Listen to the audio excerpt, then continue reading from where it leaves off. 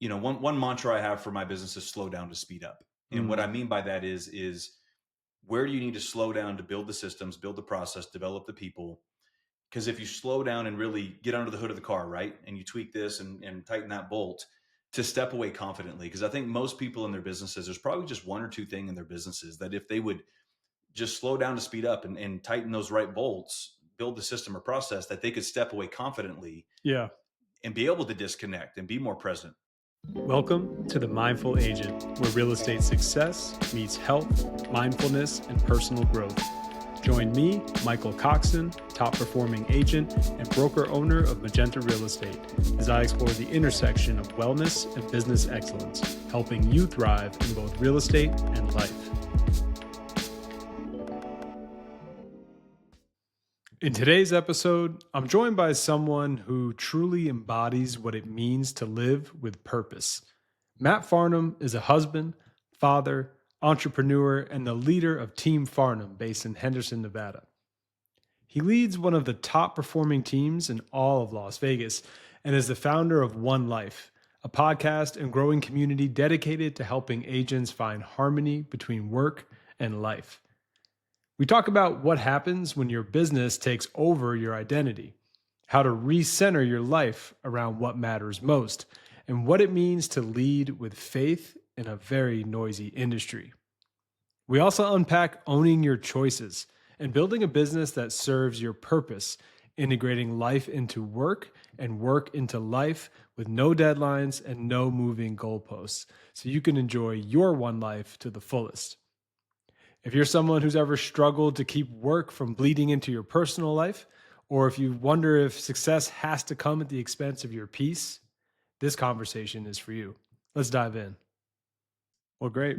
Matt Farnham.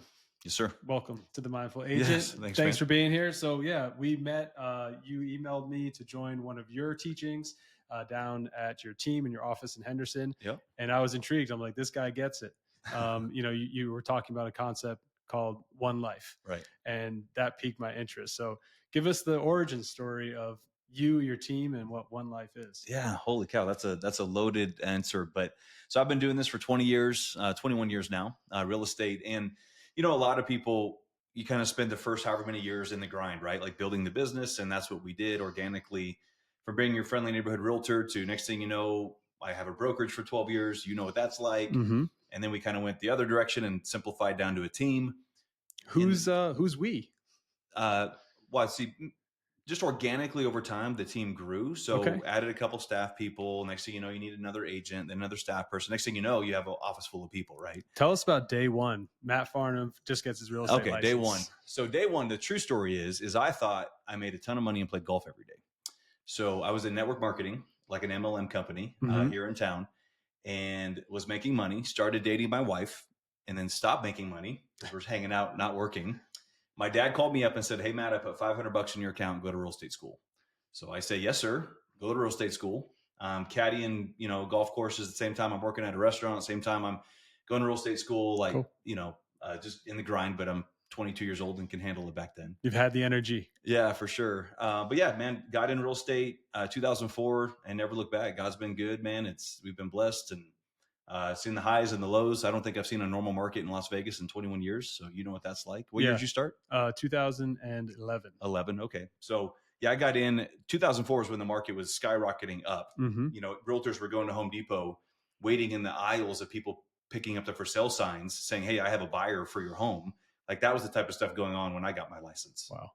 So I bought my first home, got married, and started my real estate career all in the same month in 2004. You and I are alike. So you Burn did the ships, man. Multiple major life decisions in 1 month. Yep. Yeah. Same with us. Actually moved here in 2010, got married and started a business all within about 3 months. That's the way to do it, man. Yeah, exactly. Got to do something to motivate yourself. What is it about you and me that decided to do that? Yeah. I don't know. You tell me. I think I just have to be like, I'm an all-in guy. Like I don't do well. Like part of my story is when I had the brokerage, I also had my team I was running. Okay. And I just woke up one day. It's part of the One Life story too, where I felt like I was running 2 full-time jobs, right? Running a brokerage, recruiting, training, still helping clients and running my little team. And then my family's getting the leftovers. Like that's the main part of the story. But what drove me crazy is what gratifies me is being the best at what I do. you might be the same way. And when I was running the brokerage and trying to run my own business, I felt like both of them were about 50%, 60% of what they could be. Mm. And that drove me crazy because I want to be the best at what I do. It's just, how I'm wired. Call it perfectionism or whatever, which I'm learning is a struggle. Perfectionism I've learned is I care way too much what you think about me. And that was my problem in the business is I'm like wanting to be the best, realtor. I want to be the best broker owner. And I didn't feel like I was the best at either, trying to do both. So that's kind of what led to going backwards and saying, hey, I'm just going to focus on the team instead of the brokerage. And yeah, the one life portion of that you asked about is that same season. I'm like, okay, my wife and my 3 kids are getting the leftovers of me, and I was not okay with that. And something had to change. Mm-hmm.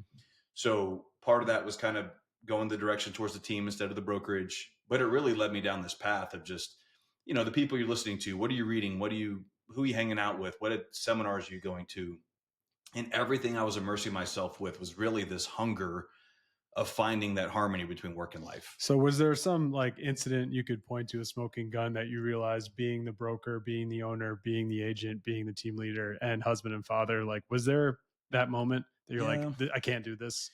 If there was one, there wasn't just one. I think it was more of a season. Mm-hmm. It was a gradual buildup. It wasn't like this pivotal moment. But if there was one example of a marker in that season, was in the living room.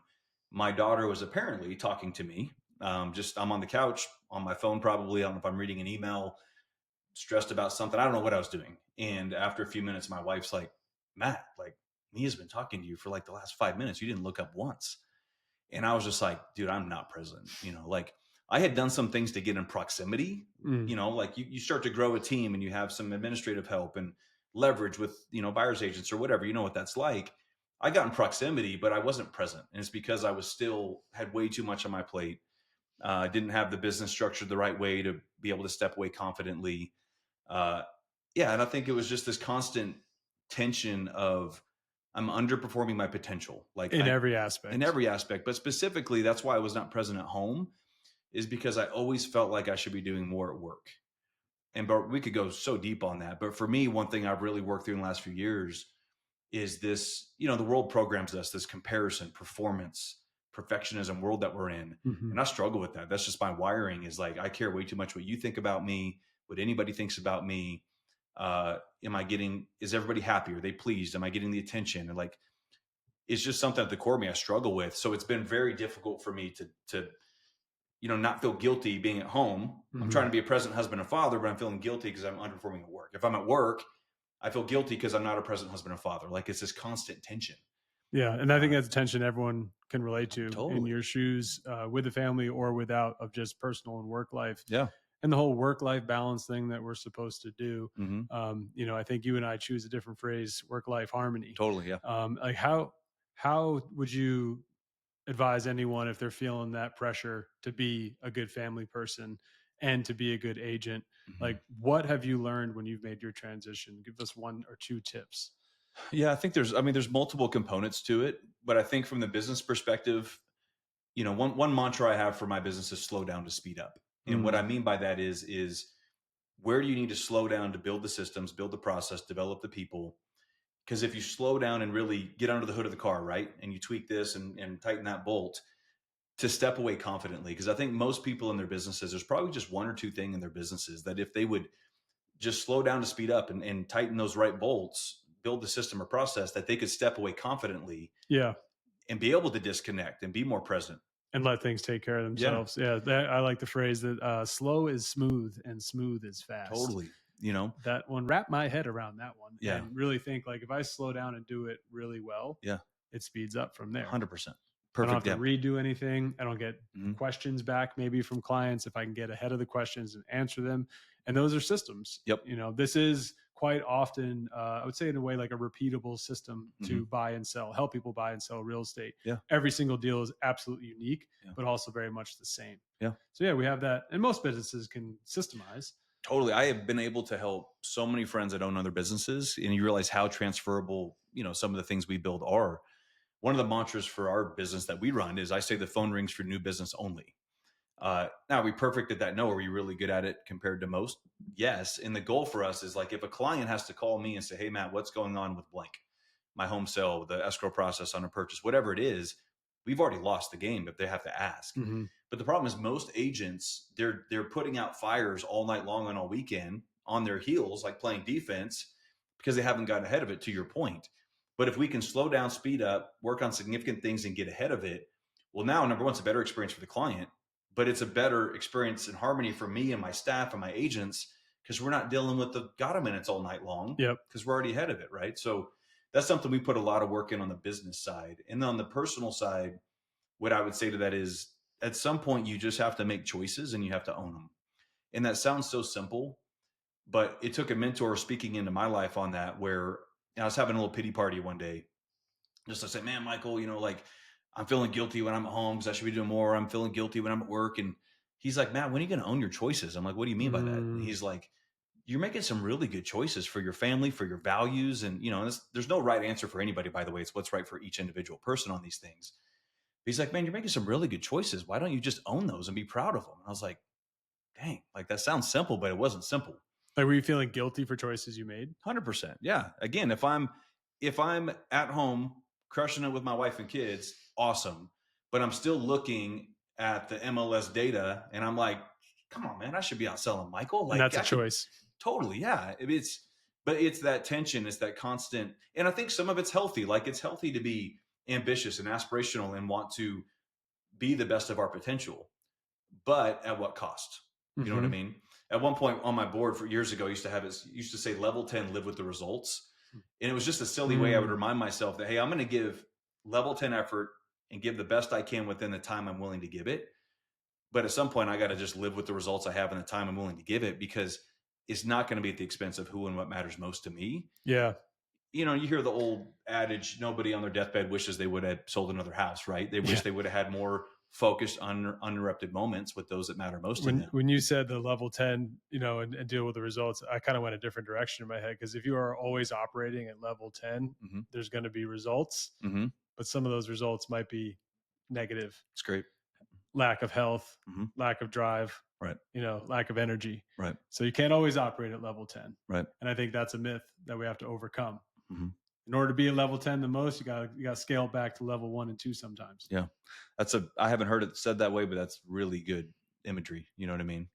But like, I want to share a story you reminded me of just this Sunday. You said, own your choices. Yeah. And that just stuck to me, because on Sunday I made a choice to do a buyer presentation at 5:00 in the evening. Okay.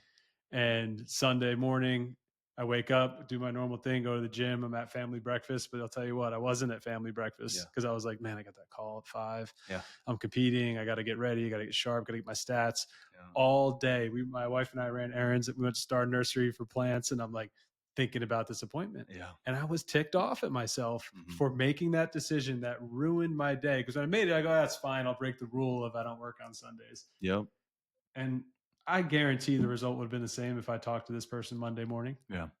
But it ruined my Sunday, and it was just a recent lesson I wanted to share, because I made that choice, right? You got to own your choices. 100%. As the years have gone on, especially in these last few years, really trying to lean into this harmony between work and life, I have gotten a lot more discipline on my schedule. And, in our business, as you perfect your craft and we get better at our job and skills and leverage and all those things, like, we're in a business that we could be, rewarded really well as far as income and opportunity. But one thing I've learned is, again, it's good to be aspirational and ambitious. There's a book I saw up on your bookshelf. You have Who Not How by Dan Sullivan. He wrote another book called The Gap and the Gain. Have you read that one? I have not. Incredible book. But there's an idea in the book that he talks about, and I talk about this a lot, but he talks about how high achievers are our own toughest critics. We know that, right? There's always, the goalpost is always moving. Michael, when you first got in the business, I'm sure you set a goal. Everybody wants to make 100,000, and you get to 80, and what do? You move the 100 to 120. You get to 100, you move it to 150. Move the goal. You keep move. It's like if I told you to take 10 steps towards the horizon, what's the horizon going to do? Stay still, I hope. It's going to probably move 10 more paces. Like, we can't ever get there. You know what I mean? And that's this idea of we're always, instead of measuring backwards, we're always just trying to change the ideal, right? We put these ideals on ourselves in business. And on a side note, bro, we put our ideals on our spouses, on our kids, on other people in our lives, on our relationships. It's just not fair, but we do it to ourselves in business. But what I've learned is that if you're never content long enough, if you keep moving the goalposts, you're never content long enough to be present. So those boundaries are an example of that, where I might say no to a 5 o'clock buyer appointment, and I might even lose that deal. Mhm. But do I really need that deal in the big scheme of things in relation to, the memory I can make with my kid or my wife? I know that sounds like a silly example, but when you compound that over a life discipline, that's just the choice I've Yeah. made and I'm owning it. Even if nothing memorable happens at 5 o'clock with your family, I think that you owned it is the Mhm. win. And to know at 5 o'clock, you're like, this is where I want it to be. And it's honoring yourself. I think it's the consistency that matters, in our businesses and any entrepreneur for that matter. Like, obviously extreme ownership is needed. We have to do what we have to do, to grow the business. And we're working a lot. So yeah, an entrepreneur might not be home for dinner every night, for example, and that's okay. What I would submit to you is, does your spouse or your kids or whoever in your life, your community, do they know when they can count on you? So I am home for dinner a lot now, praise the Lord. That's awesome. But for a season when I was trying to get to this point, I wasn't home for dinner every night, but my family did know the nights they could count on me. And if Sunday was a day they could count on me, that's a non-negotiable. You honor your commitments. Even if it's only those few nights a week. And then, the goal is to have more of those moments that you're able to do. But that's where I just kind of had to just draw a line in the sand and say, hey, I just can't do this. And the cool thing is for most entrepreneurs, especially when you get really good at your job and your clients know you're worth waiting for, like they want to work with you, they're going to honor your schedule. I think a lot of entrepreneurs, realtors specifically, we try and act like we don't have hobbies and interests and families and like these types of things. Yeah. Our clients do. Like, we almost tell ourselves this narrative like they're not going to respect that. They do respect that. They want to work with somebody who does honor their spouse and honor their family and their commitments to their church or community, whatever it is. But I think it's the fear of loss that's so powerful for so many of us. And I still struggle with it now, but I think worked that muscle out enough now where I'm willing to live with those results. Yeah. Because the truth is, this business has been very kind to me. It's been very kind to you as well. At this point, what's the difference? It's really the hotel we stay at, the car we drive. There's nothing I Surface need. level, Yeah, materialistic totally. things. And I'm not saying there's anything wrong with that stuff, but for me, the way I look at it, Michael, is even the car I choose to drive, the difference between the car I drive and the car I could drive, you know what the difference is? It's an administrative salary for somebody else to help me have more leverage in my business to spend more time with my family.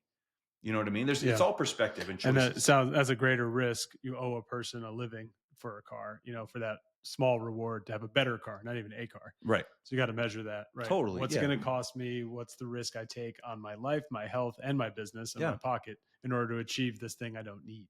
And here, whoever's listening to this, like, just hear me say, like, there's no right answer. Like, my philosophy on this stuff doesn't mean it needs to be anybody else's philosophy. These are just decisions I've made, my own convictions. Yeah. To order my life around that which is most important. Right? What does Matt Farnham need? What do I need?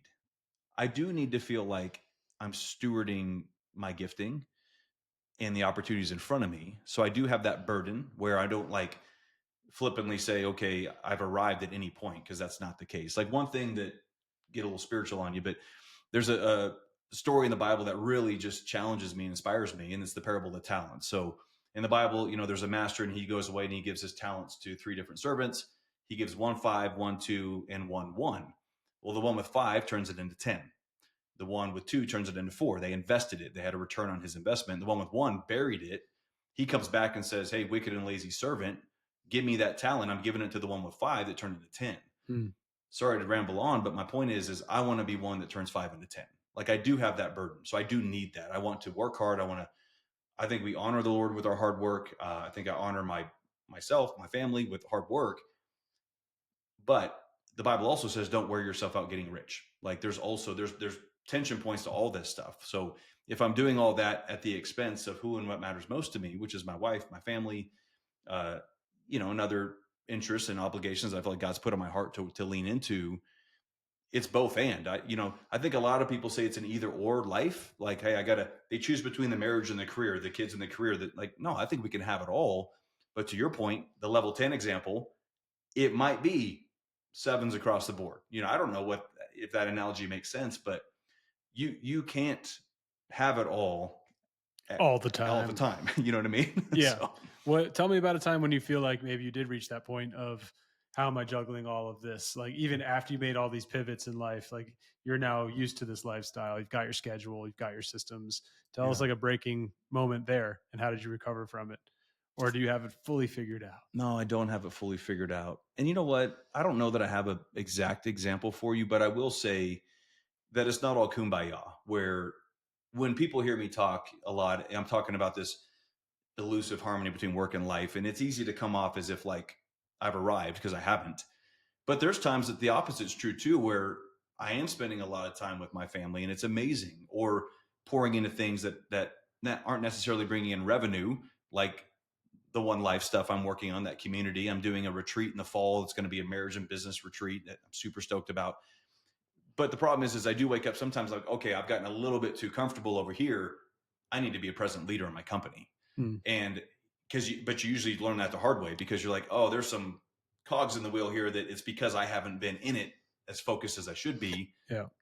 And like I told you, I was a little late getting with you today because I'm like, man, we got to lean into a meeting with the team today because there's some stuff we got to just course correct a little bit. Talk about with your team, not only real estate advice, but what's the time where you've been able to help them outside of real estate grow? Because it seems like that's the type of leader you are. You're not in it just to have people who produce revenue for the company. Give us an example of what it's like, what lessons you said that you want to, in summary, teach, it sounds like, and grow and double and advance. Yeah. You got to do that through empowering other people. Yeah. Yeah. I'll tell you, that's something I'm leaning into very recently more. I've been challenged by some of my own staff and my own wife on, hey, you do a lot of stuff for other people, like in the industry or the community or whatever. We need to do this more on our own team. So in full transparency, it's something I'm being challenged to lean into more of my own team. But yeah, just practically, I mean, who you take you everywhere you go, right? So like it just kind of comes out of me. But yeah, I talk to my agents a lot about boundaries with their family. Like, what's the discipline you're building, even though you might be a newer agent in the business? Like, you need to set these standards now. Like, we teach our clients on when we're able to communicate, when we're available. And same thing, whether you're a new agent who needs to be hustling their tail off to build their business, but your family still needs to know when they can count on you. Mm-hmm. So when is that? What have you committed to your wife? Like, your wife is not licensed, but she's still in the business, whether she's licensed or not, right?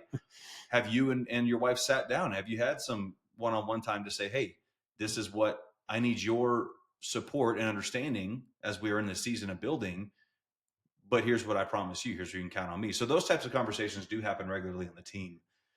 Quick ask, if you haven't yet, hit follow or subscribe. It helps us grow and bring you even better content. Now, back to the episode. Contribution is a big thing too, is, why are we working? Our mission's loving Las Vegas through real estate.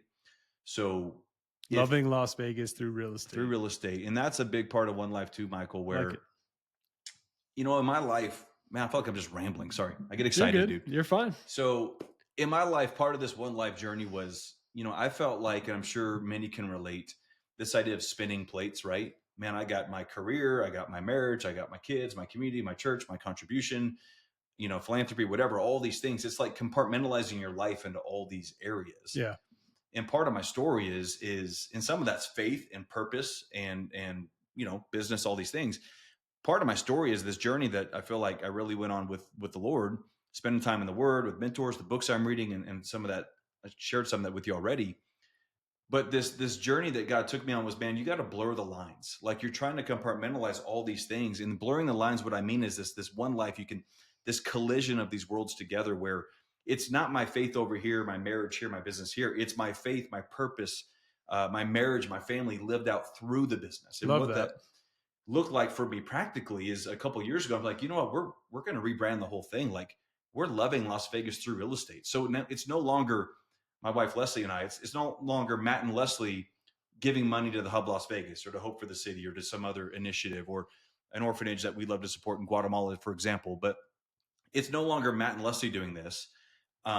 It's the kids also being part of it. So now the kids are serving in the community with us. They know what mom and dad are doing financially because they're now contributing too, as part of the stuff that they earn on our family.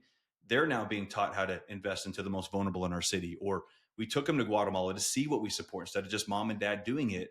But then you take it to the business. That's what loving Las Vegas real estate is now, if you work on our team, the first portion of everything that comes in before I get paid, staff gets paid, agent gets paid, we're investing to the most vulnerable of Las Vegas through these city engagement partners. So now it's our faith, our bigger purpose lived out through the business. Yeah, and you're putting your money where your mouth is, literally. Totally. And we recruit to it, we hire to it. That's just who we are. And if you don't resonate with that, you probably won't love working on the team, and that's okay. But this idea of trying to be Matt and Leslie trying to contribute to what makes our heart sing over here, separate from helping a family buy and sell a home, it was exhausting, and now what's really cool, we talked about before we started how I just started a little bit of recruiting effort locally. I haven't really done much of this before. But what's cool is now what I'm trying to do is this vision and burden I have for our industry of this compartmentalizing our lives. And I really want to help agents find this harmony between work and life, or entrepreneurs for that matter. Well, now what's cool is when I'm having conversations around this topic or putting out content around this topic, not only is that that's the impact I want to have on people, that's the agents I want to recruit. Because like if an agent's hungry to figure out, hey, I'm already crushing in business, but man, how do I create leverage? How do I become a more present, husband or wife or whatever that is? So it's almost like in marketing, you've heard the analogy, this pyramid of champagne glasses. Mm-hmm. And if you pour Cristal in the top glass, it will trickle down to everything else. Mm-hmm. I'm trying to, in like the faith-based group I lead, Rooted, I told you I lead a Bible study nationwide for realtors every Monday morning.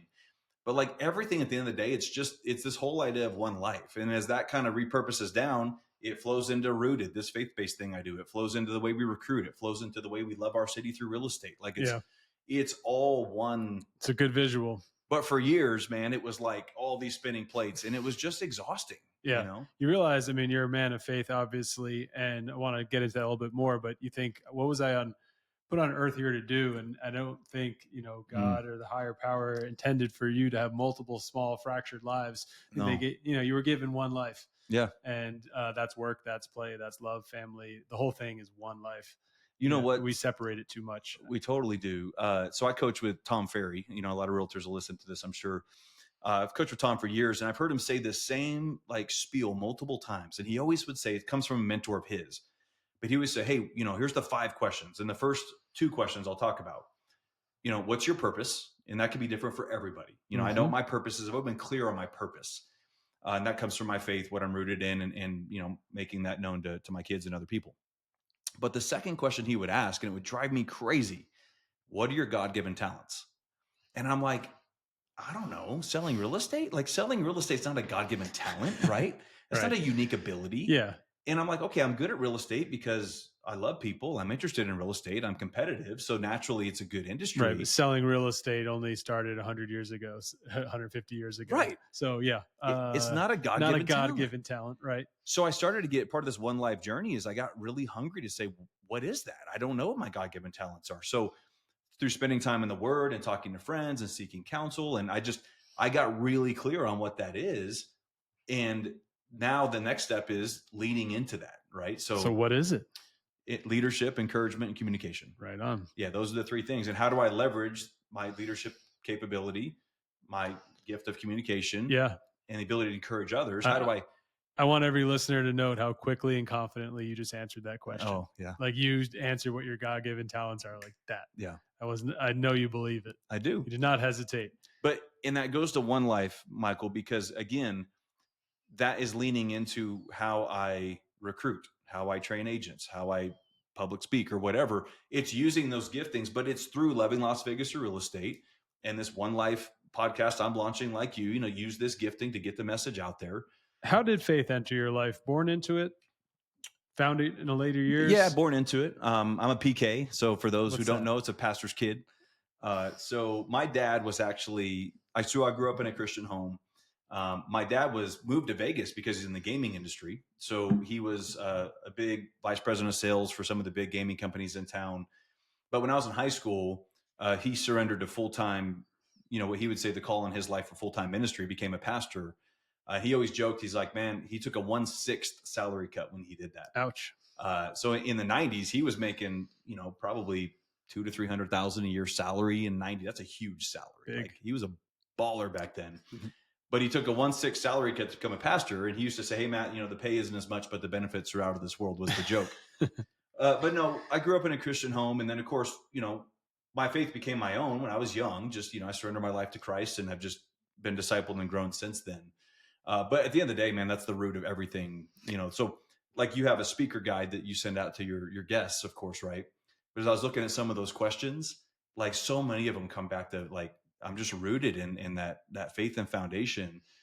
And just to elaborate on that just for a moment, you said I was so clear on the leadership, communication, encouragement. Well, part of my story is a mentor really challenged me to spend some extended time in Romans chapter 12 of the Bible. And if you're not familiar with this, whoever's listening to this, is Romans 12, it says, don't conform to the patterns and behaviors of this world, but be transformed by the renewing of your mind, by changing the way you think. And man, I camped out in this for like a month every morning because I'm like, what are the customs and behaviors of this world? Because it says, don't be conformed to that. And that's when I realized, man, that is comparison, performance, perfectionism. It's what I'm totally consumed with. That is the customs and behaviors of this world. But it says, but be transformed by changing the way you think. So that was the first part I really had to wrestle with stop worrying so much about this comparison, this moving of the goalpost constantly, this ideal. And then the second part, if you read on in Romans 12, it says, if you have the gift of teaching, teach. If you have the gift of encouragement, encourage. If you have the gift of leadership, take that responsibility seriously. And I took that serious when I read that. It really resonated. And as I spent seriously like a month in this context, God just really challenged me. Like, man, I've gifted you to lead. You need to lean into that. So those words just popped off the page. Totally. And again, it was affirmed through different friends and different practices and so forth. And it's been affirmed even more as I've leaned into that and stepped into that more. Like starting rooted and now, doing different things in different contexts. But I mean, speaking of rooted, you are rooted. I mean, you mentioned that before, rooted in your faith, rooted in your religion. I want to know, because a lot of people out there maybe have lost faith and perhaps lost trust in religious institutions. What do you say to somebody going through something like that? I think it's extremely fair. I'm not surprised. I think that I'm case in point, hypocrite. We all are. But I think the challenge with that is, Michael, that I think most people who are feeling that way have probably put more of their faith in people than the actual God of the Bible, where people will let you down. People will fail you. I'm full of sin. You're full of sin. We're all full of sin. We all fall short of the glory of God. That's what the Bible and the gospel is all about. But people will always let you down, but God won't. He won't. I could go deep on this, and I know this might not be the time or context for it. But this world is not perfect, man. It will definitely let you down.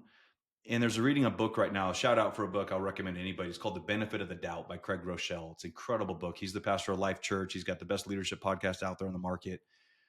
He's written many, many books. Winning the War in Your Mind is his big viral book that went viral.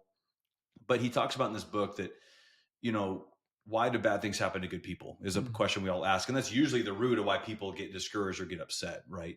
Because somebody wronged them or just doesn't, it's not fair, right? Well, the truth is at the end of the day, like God is love and he loves us. But for love to be love has to be a choice. If love's a choice, then we can choose not to love.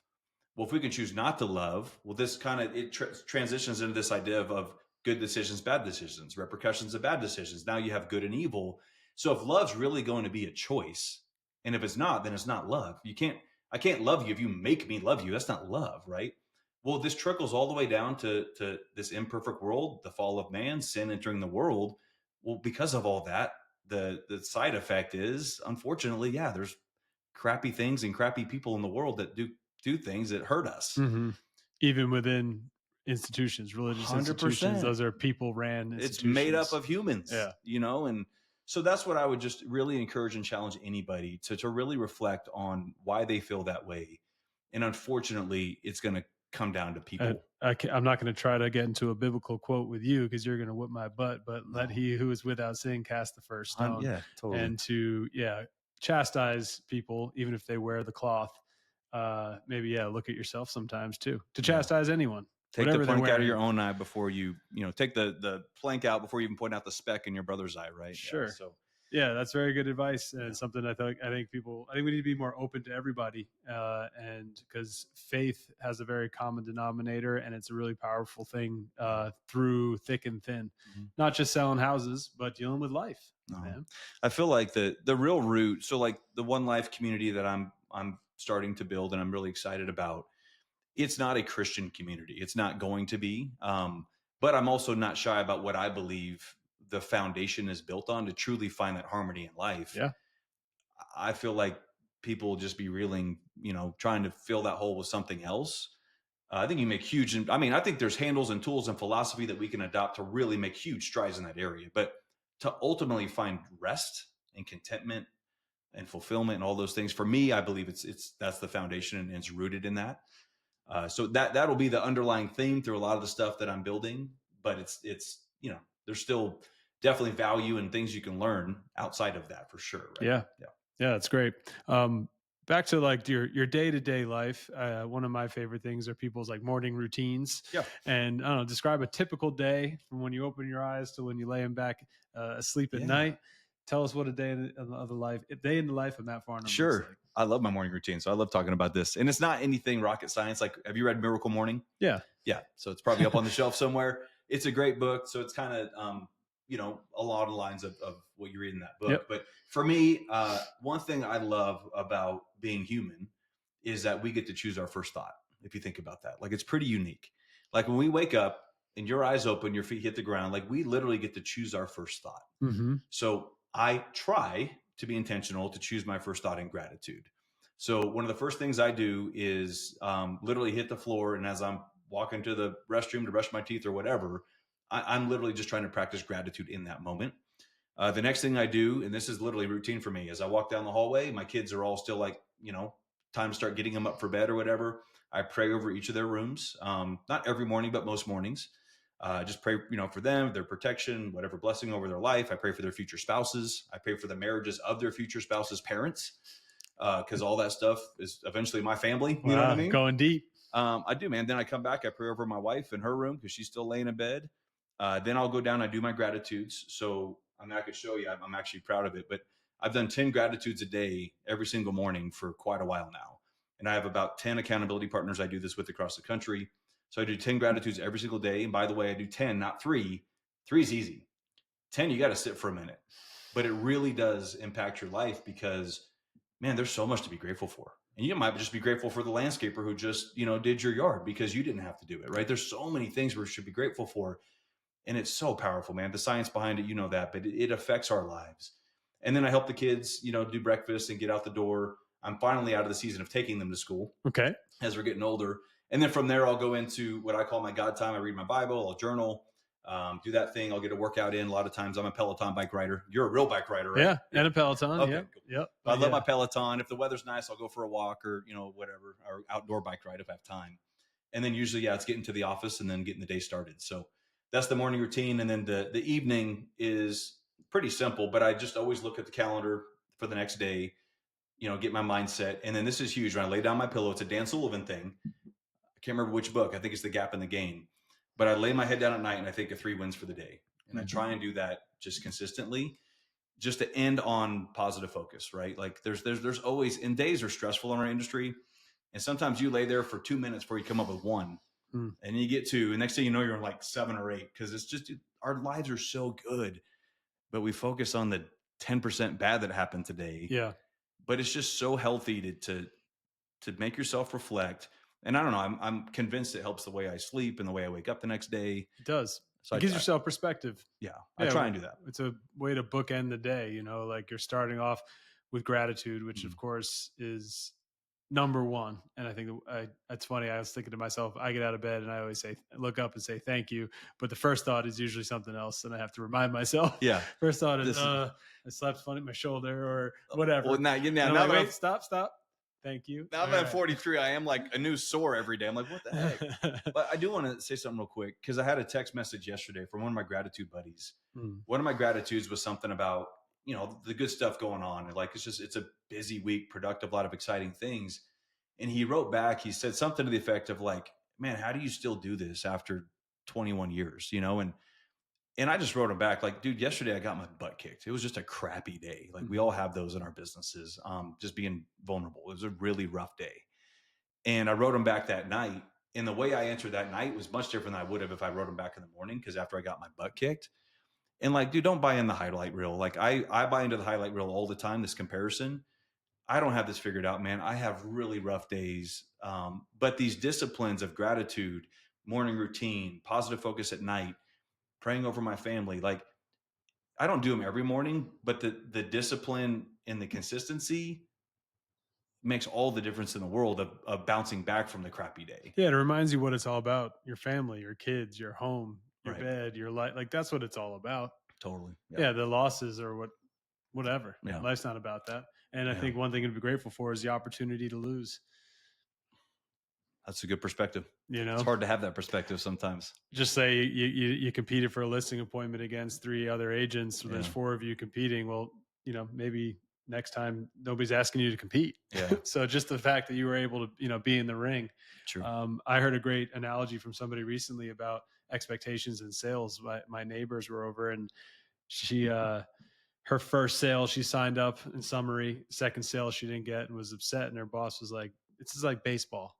Mhm. No one gets on base every single time you're at bat. Like Right. we're expecting a batting average in the 300s. You're a Hall of Famer, Right. so like that should be the expectation in sales. Often as a perfectionist, you're like, I want to win every listing appointment, and that's why you win most of them. Yeah. But remember, no one's winning all of them. No, that's very fair. And I think when you've been doing this as long as you and I have, and you get pretty good at your job, this entitlement can start to creep in. Yeah, you're like, I'm the best man for this job. What do you mean? Yeah, like, are you didn't kidding see me? it? Like, exactly, right? I'm the best. Just ask me, So ask me and ask my mom. yeah, don't ask my wife. Don't because ask she'll my tell wife. you. So Yeah, so I know, like, it's funny. Perfectionism is that gift and a curse that drives you to do the things you want to do, not just for yourself, but for your family and your community. So, I think being a natural born leader, it's in us, but then we expect to win, and I love that. Like, I love sports, and like for this reason, how they inspire me in that way. Where like the greatest, like Michael Jordans and the Kobe's, they woke up early, went to work, and expected to win. Like literally in every single cell in their body, expected to win every single game. Yeah.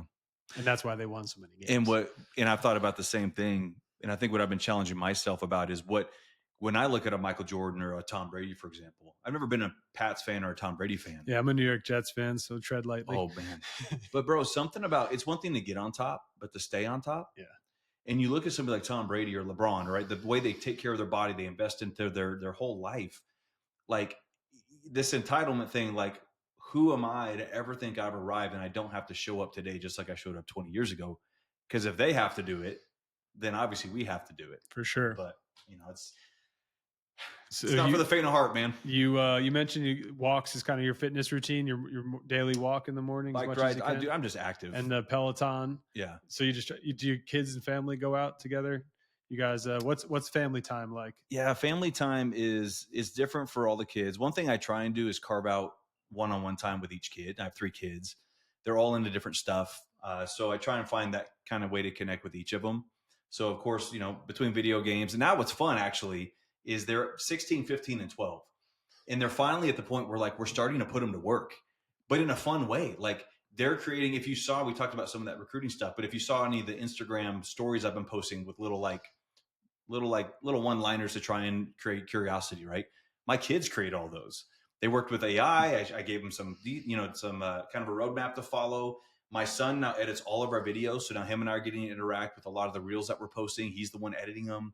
So we're in this new season of life where I'm finding more fun ways to connect with them. And it's one life. Yeah, 100%. Right? Totally. Like this is perfect example. It's a perfect example of that. Yeah, you're spending time with your kids and getting content done, teaching them. So now you're being a leader, you're being an educator. Yeah. You're doing everything you want to do. But I'm not nearly as like disciplined and fit as I think you are. I work out so I can eat. It's the truth. So that's one of my favorite T-shirts I own is "We'll bike for beer." Oh, so man, I'm in that camp. I'm a foodie. We plan our trips around food. So I literally just stay active enough to be able to just eat what I want and kind of maintain. There you go. And play with your kids. Yep. If you what do you hope agents would walk away from after, living under the one life principle? If you were to teach it to somebody with this podcast, what's the big takeaway? I think it would be to don't buy into the lie that I think you would never say out loud or admit, but I think a lot of agents are buying into this narrative that they have to choose between the career and the thriving life. You can have it all. Perfect. But to summarize what you and I have both said is it's choices, it's boundaries, it's tension. And here's the thing too, there's seasons of life. It's not like there's not seasons where I have to work 50 hours a week again. Like there are seasons, and we have to be responsible and take extreme ownership and do what we have to do. As long as that doesn't define the rhythm and routine of your life, that's what matters, right? Yep. So that's what I would encourage somebody to believe. Awesome. I love it. Is there anything I haven't asked you that I should ask you? Oh man, who's going to win the Super Bowl next year? No comments. All right, I'm going to get into Quickfire Wisdom. Let's go. This is a little rapid fire segment where we ask all of our guests the same 5 questions. Try to keep it brief. Quick fire. Number 1, what's the one habit that you've developed that's made the biggest difference in your day-to-day life? Well, I'd say the long-term habit's been that morning routine with the God time, reading the Bible. But the more recent one, last couple of years, has been that 10 gratitudes a day. It's been just so powerful, man. 10 gratitudes a day. I only do 3. You said it was easy, so you challenged me. I'm going to level it up to 10. I'll text you a picture. I like it. Do you have a favorite quote or mantra that you live by? So I figured I was going to probably drop some scripture on you because that's what usually for me. But right now, man, have you read the book, or you've probably heard the poem or the quote, Mariam Williamson? It's from her. She's wrote a book, but you've heard the poem. Our deepest fear is not that we're inadequate, but it's that we're powerful beyond measure. Have you heard that poem before? I have heard that. It's an excerpt from one of her books, but that's really been inspiring me because basically what it says is we're not serving the world by playing small, but by stepping into our God-given talents, right? What we've been planned and purposed for, we unconsciously permit others to do the same. It liberates them from their own fears. That poem inspires me. So we put it on our wall at the office because that's what I want to do. I want to show up and live my best life, like the best version of myself, because that's how I permit others around me to do the same. And that's like firing me up right now. Say the quote one more time. It's a long poem. The excerpt. The excerpt is, our deepest fear is not that we're inadequate. It's that we're powerful beyond measure. And it goes on. And later it says, basically we're not serving the world by playing small, but by stepping into what we've been planned and purpose for, we unconsciously permit others to do the same. Okay. So we're fearful that we are powerful beyond what we understand. Right. We're so scared to step into fear is what holds us back from stepping into what we've been planned and purpose for. Right. I care way too much what you think about me. Yeah. That's why I think I feel like a tool by stepping on your podcast and talking about work-life harmony. Who the heck am I to talk about, balance and harmony and family and all these things? Because you feel like people are going to judge you for that. Like, who is this guy? Like, but that's exactly why most of us never step into what we've been planned and purpose to do, is because of that fear. But when you do step into that, what you do is unconsciously prevent others to step into their greatest self and be the best version of them. And that's going to unlock, it's just this beautiful. So I get it. Now you're saying, like, if you don't step into your own greatness, you are not inspiring anyone to do the same. 100%. Yep. Love that. I relate. Obviously, a guy with a podcast. Who am I? That's definitely a thought that goes through our heads every time we sit down and have these conversations. Yeah. And my answer to that is, I'm somebody that loves having these conversations and loves exploring the depths of the soul and making a little money as a real estate agent. Yeah. Like, that's why I think you're a great guest here, is we relate to why can't we have both all at the same time, level 10 as much as possible, taking breaks and being who we are so we can inspire others to be who they are. Yeah. The business has gotten a little egotistical, a little materialistic. The TV shows and Instagram do not help. So it's great to know that there's guys like you in the industry. I'm going to quickly get off of Quickfire because I had thought of a question I want to ask you. What do you think the industry needs now? Oh man, this is going to sound harsh, but I think it needs less realtors. I think the barrier of entry is way too small. I think we need to have a harder entry into the business. I think there needs to be more, milestones to cross before somebody's kind of cut loose on their own to do their own thing. I think we're representing some people in some really big life decisions and some really big, probably the biggest asset of their life.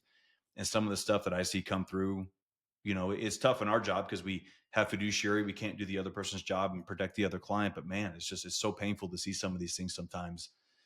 I would agree. Yeah. So that'd be my quick answer. I'm going to agree. Thumbs up on that answer. Good answer. And that was the first time I got derailed on Quickfire Wisdom, but I was like, I got to ask him. So you got your quote and mantra. Question number 3, which book has played a significant role in contributing to your personal growth? Man, I mean, obviously, I'm gonna say the Bible, but aside from that, You don't have to downplay that. I no, assume that was your it's answer. 100% the answer. It really is. It's the playbook for life, man. It really is. So I lean into that consistently. But I would say I'll mention that book again, "Winning the War in Your Mind" by Craig Rochelle, which is definitely a faith-based book. But basically, he talks about exposing the lie and replace it with truth. And if you combine the Bible with that, exposing the lie, buying into what the world tells you, right? The narrative, because we're all being formed by something. We're either being formed by the world or being formed by something intentional. Mm-hmm. Well, you're buying into all these lies like me, comparison, performance, perfectionism, all these things. I'm failing as a husband. I'm failing as a business owner. Like all this narrative you buy into, but you replace it with truth. What does the Bible, what does God say about me to be true? Because that's absolute. That's what I can own. But you have to literally train your mind to expose the lie and replace it with truth. Yeah. I believe it's the Buddhists call it Maya, the illusion. Okay, there you go. So, but that book has been super. I've read it 3 times. Super impactful for me. Cool. We'll link it in the show notes. Sweet. I'll pick it up. What's your favorite app or tool for productivity? So I didn't know the answer to that, but you pointed out to me it's my Remarkable tablet. So hold it up for us. For those of you, I haven't used it yet, but this is a Remarkable tablet. But basically, I asked Michael, I said, "Man, how many journals or notebooks do you have?" And you said 3, 4. Yeah, I bet you have more than that. Yeah, definitely. But I think I probably used to have like 7 or 8 I used to juggle.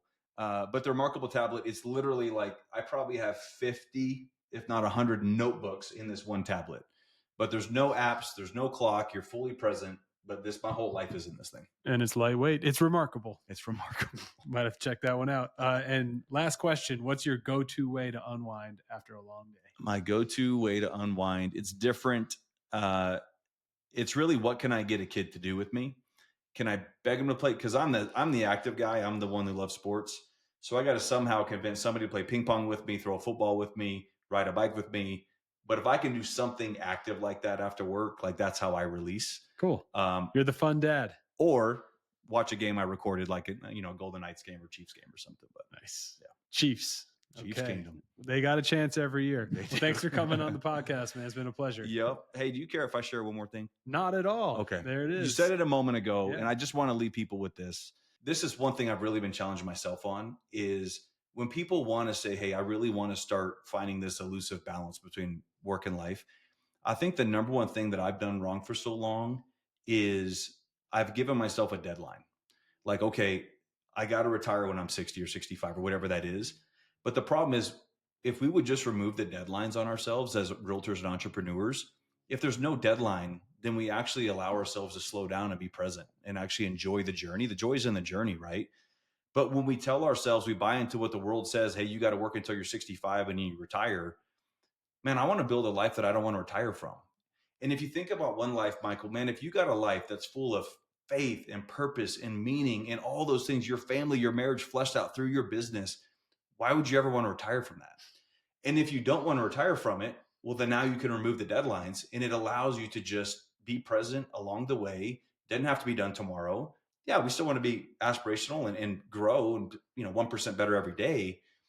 I just wanted to leave your audience with that, because that's really what I'm spending a lot of time thinking about right now.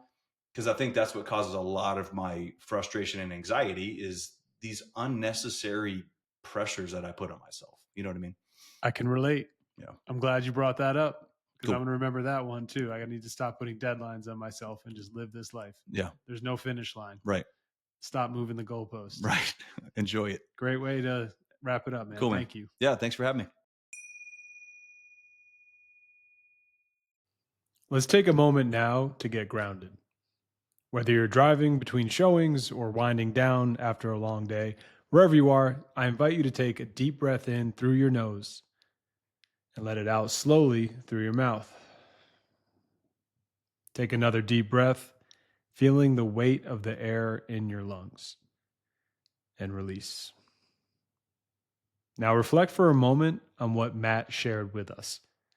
Maybe something struck a chord, like the idea of slowing down to speed up, the choice to own your schedule, the realization that you need to own your choices, the courage to say no to what doesn't align so that you can say yes to what matters most.